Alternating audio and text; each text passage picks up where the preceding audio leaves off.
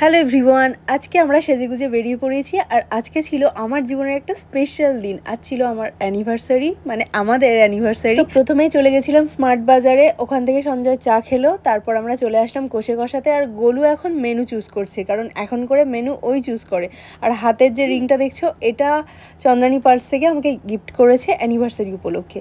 তো প্রথমেই এসে আমরা স্টার্টারে নিলাম ভেটকি চিংড়ির মেলবন্ধন। যতবার আসি আমরা স্টার্টারে এটাই নিই, কারণ গোলুর জন্য।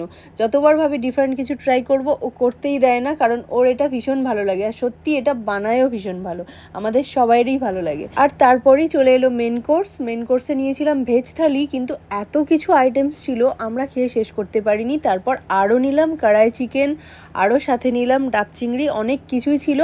আর ভেজ থালিতে কী কী ছিল সেটা একটা নেক্সট ভিডিওতে শেয়ার করছি। আর খাবারের টেস্ট সম্পর্কে নতুন করে আর কিছুই বলার নেই, এখানকার প্রত্যেকটা রান্নাই অনবদ্য। কোনটা ছেড়ে কোনটা বলি।